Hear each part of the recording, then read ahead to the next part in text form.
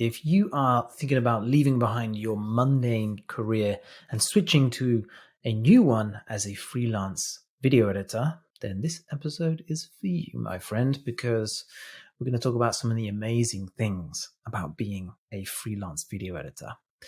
Let's get to it.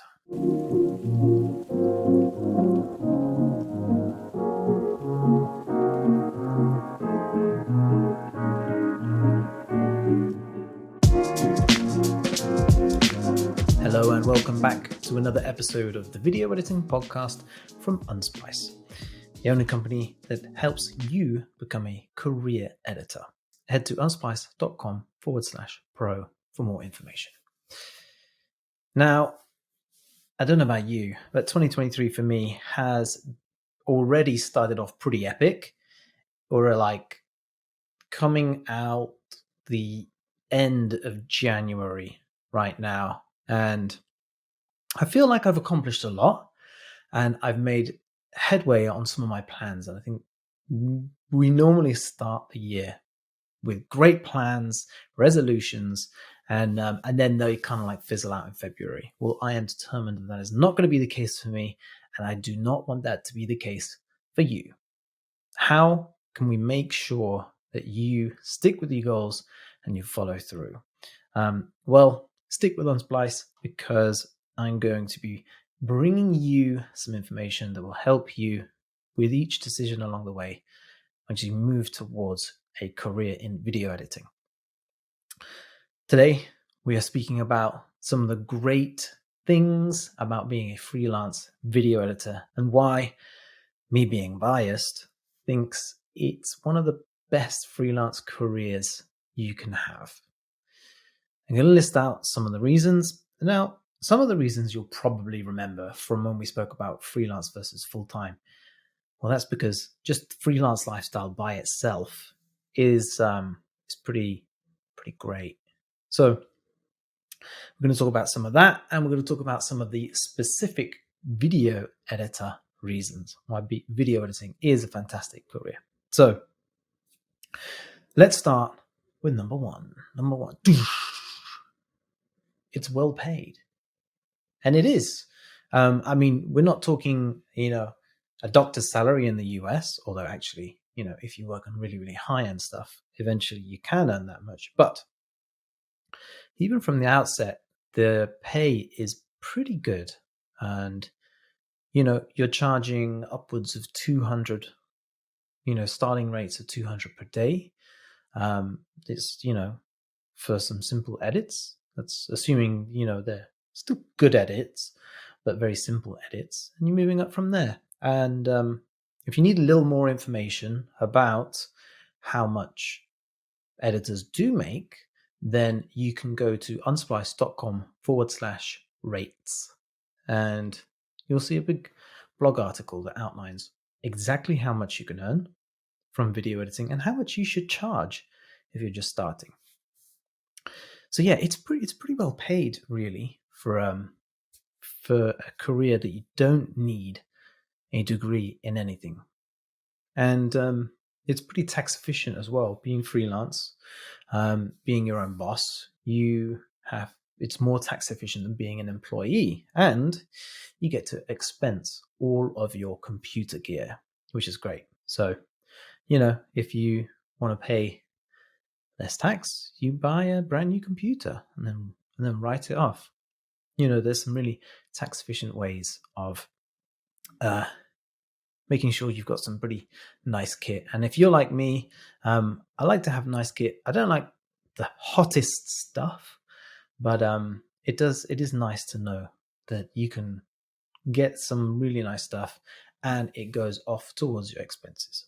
So number two reason, and the best reason in my perspective, freedom. I say that in terms of time, because you get to dictate when you work. I mean, obviously your client says, we need you to work between 10 till 5, but if that is the client's rules, you can decide whether to take that on. You don't have to say yes. If you don't want to work those, and you only want to work the kind of flexibility where you can work on your own schedule. For example, if you were to work with creators creating content, then oftentimes they'll just send you a bunch of assets and say, I need an edit by the end of the week. When you complete that, it's completely up to you. And a lot of people will just work a few hours a day, squeeze it in the evening, squeeze it in the morning, and then enjoy the rest of the day to either further their business or work on hobbies and just enjoy life. And of course, if you are working with clients, perhaps in the commercial space, documentary space, then you will be required to work, typical 9 to 5, 9 to 6 hours. Then you can say no to that because you're freelance. So if that doesn't fit your lifestyle, say no to that and say yes to the more creator-based jobs. So you have that freedom.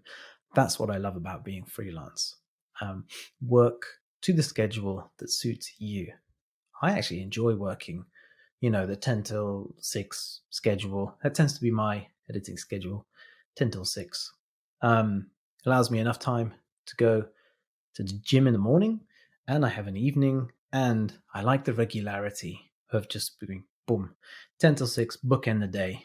Nice. So I'm very happy with that. And I get to sit at my own desk wherever I like. If I want to go to a cafe, I can do that. If I want to go anywhere else, stay with a friend, stay with some family for a bit, I can do that, take my laptop and still be earning. So as long as you take on those kind of jobs, you can do that. So that is another thing that I love. The freedom that you don't have to go to the same office every single day. That happened to me when I took on my first job. I was working as a motion graphics artist for the post-production behemoth, the moving picture company, although they're not so big anymore. And I did that for like 2 years. Didn't like it. I really needed to just stretch my feet. Stretch my feet. That's not even a thing. Stretch my legs. And that's when I realized that full-time work was not for me. There is a lot of, I enjoy freedom. I enjoy the freedom to choose my work, to work wherever I like, to work the hours I like to work, and be in control of my life. So that was a turning point for me. One of the other reasons, number 3 on this list, is something we've already covered a little bit, but it's autonomy. So being your own boss, not being held back by anyone but yourself. So although you have to please your client, I mean, it's the same for every job. You are trading, you're doing something, you have to please the person that's giving you the money, right? But being your own boss means that you can say no to work that you don't want to do, say no to clients that you don't like for whatever reason, and you get to say no to stuff that doesn't match your values. So if you are, let's say, a vegan, you don't have to work and cut a commercial for McDonald's because you don't like you're very anti-beef. That's just a random example. But let's say you don't like to cut stuff for Nestle, and I think that's a little more valid. Then you don't have to. You can just say no. Whereas if you're an employee, you kind of have to just cut whatever comes to you. So having that freedom and being able to choose your work is a fantastic part of being a freelance video editor. And number 4 on this list, and the last one, is being able to create art that you can look back on. So we are artists, and I think sometimes it can be difficult to comprehend that because we are just taking someone else's footage and assets, and then we're kind of like putting together this puzzle and then sending it back. But that is art in itself. And it's very important that we consider ourselves as artists. We have all the same traits as artists, and we suffer the same hassles as artists. But at the end of our career, in 10 years, maybe we switch careers in 10 years, then you can look back on everything that you've made and you have a tangible asset that you can show your family, show friends, and look back and see how you've progressed over the years, and have a note of all the things that you've created. And you can look back on these things. And I do this every now and again if I'm refreshing my website. You kind of look at it and it brings back memories, good memories of the people that you met on those jobs and the time that you had where you were. Maybe you were cutting it somewhere completely different, different locations, different people. And it's really nice to have that memento, if you will, of all the work that you've done in the past. And it's really difficult to have that if you are just writing emails for a living, scheduling, stuff like that. And for many jobs, if you are perhaps working as one of the stewards in a gallery, even a steward, a security guard, perhaps you work in a kitchen, you're still creating, but then that disappears. So it's really nice to have a memento of all the work that you've created and look back on that and see a life lived. So with those in mind, I this all goes towards, so this year I've been really trying to hammer home the messaging with Unsplice, because Unsplice Pro launched in late summer last year. And so that's, if you're listening to this way in the future, that's about 5 months ago, something like that. And so it's been going through this transitionary stage. I'm constantly looking to improve everything. And right now, Unsplice is run by me. I'm the coach, and I'm also doing all the systems.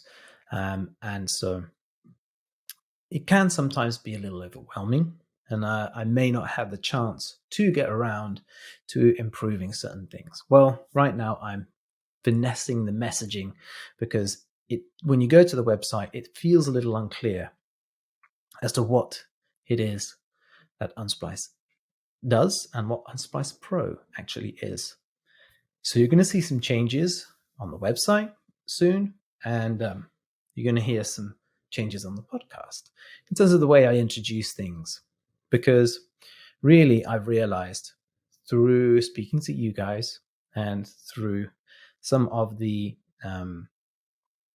assessments that I've been doing is that a lot of you are trying to move into video editing as a career.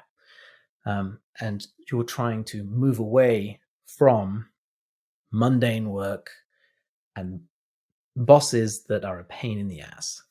And I get that, because I was there and I've been there. And so Unsplice is built to help you achieve that dream and make it a reality. So Unsplice is designed to give you every single step that you need to go move into video editing as a career.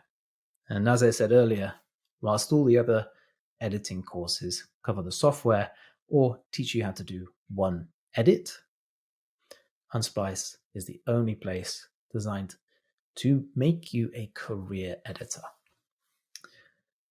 So thank you very much for listening. It looks like this one was a short episode, which is good, I guess, for all of us. Not that there aren't more things to talk about when it comes to this career actually being fantastic, but it is a lot of fun. And that's probably something I should have just tagged on there for whatever reason. It's fun. Like you get to make one big puzzle.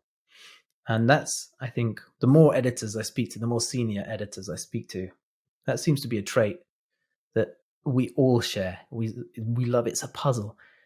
Every edit is a puzzle, and so it's a little challenge. And I think that's kind of cool. It like activates the parts of your brain that keep things tight. It's like, doing a Sudoku every day, except all day, and with pictures instead of numbers. Yeah, and I think that's one of the reasons I love it as well. Having the puzzle and then getting that sense of completion at the end and kind of like, wrap it all up. And that's one of the reasons I think I love commercial editing more than feature editing anyway. But documentary editing is like, I like both, but commercial editing is short, tight turnarounds, no more than 2 weeks, normally a few days. And then you get all the stress, and then you get that high, and it wraps up the project, and you're like, okay, put a bow on it, breathe, have a weekend, and then start again, new project on Monday. I love that schedule, and it just feels nice, and it kind of like ties everything up, ties your week together quite nicely. If you have any questions for me and you want to talk any more about this particular subject, if you're watching this on YouTube, then put a comment down below. And if you are listening on the podcast, then either go to the YouTube page, because yes, this is a video as well, and you can comment on there. Or if you come into Unsplice Pro, then I am in there every single week. There's a Q&A session related to the podcast episode where you can ask me live any questions you like, and also ask any questions about editing in your career and anything.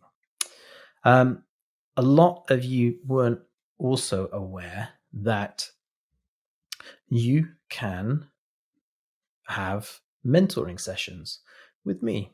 So if that is something that interests you, where we can spend some time it's normally every 2 weeks. We'll spend an hour together. We'll build a plan for your career, how you're going to get there, every single step along the way, and we can make sure that you are on schedule to reach your goals. If you're interested in that, then head to the unsplice.com website, and you'll see on the left-hand side of the menu, then you can, where it says learn, you can drop down and do one-on-one, and you can hit the contact and reach out to me there. Or you can just email me, contact@unsplice.com. Up to you. Thank you so much for listening. Next week is something rather exciting. I look forward to speaking to you then. All right. Thanks very much. Bye.